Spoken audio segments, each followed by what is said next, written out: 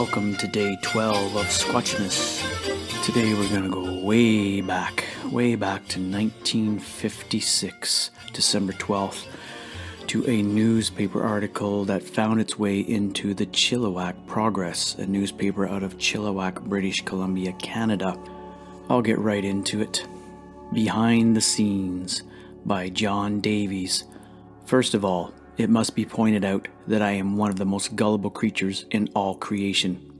I implicitly believe that there are such things as ghosts, vampires, werewolves, zombies, flying saucers, and fairies at the bottom of my garden. Consequently, when the Star Weekly saw fit last week to resuscitate the hoary old story of Agassiz's hairy giants, I was fairly thrown into convulsions of delights. Venerable myth though it be, the magazine has a few new twists to the tale. Latest to take up the search for BC's abominable snowman are new Canadians Rene Dahinden and his wife Wanja of Lumbee, who apparently plan to scour the area of the Chehalis Indian Reserve north of Agassiz this winter, their second expedition. Tries again. Rene went mountain climbing last summer in search of the Sasquatch, but returned without a shred of evidence of a positive kind. Undaunted, he now intends to focus his attention on the valleys, which he now believes are a more likely habitat. Linked in with the Star Weekly article with the Sasquatch myth is the old gold mine story of Pitt Lake.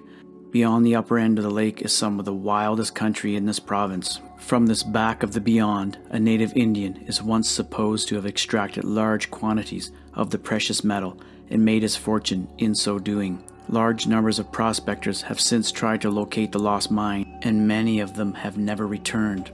The Sasquatch. Their disappearance in the past was usually attributed to the treacherous nature of the terrain, but the article now raises another possibility: the Sasquatch. If this long string of prospectors was indeed devoured or otherwise disposed of by the mountain giants, then the Pitt Lake tribe must be made of sterner stuff than the band in the Hope vicinity. While driving near Hope at an early hour of the morning last spring, Stan Hunt, Vernon auctioneer, said he was confronted by a group of the Sasquatch, waddling along the shoulder of the road like clowns at a circus. They were, he declared, the dapple gray of a horse and about 7 feet high. Despite their size, however, the creatures were timid enough, for they apparently fled into the bush at his approach.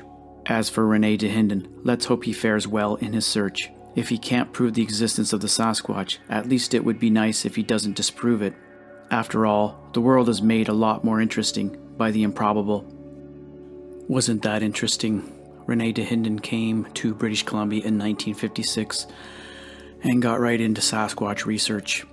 This just goes to show that Bigfoot did not start in 1958. It predates that year by many years, and there were newspaper reports and magazine reports dating back to the 1920s in Canada. Furthermore, there were older newspaper reports as far back as the mid-1800s, which described what they could only call wild men or gorillas.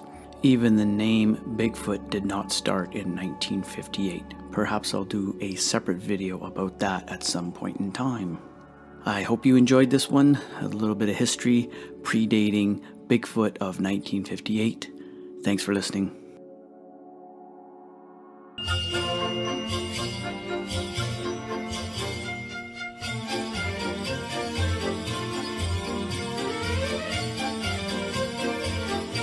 Please support this channel by subscribing and leaving comments. Stay well, stay safe. Here's wishing each and every one of you a wonderful holiday season.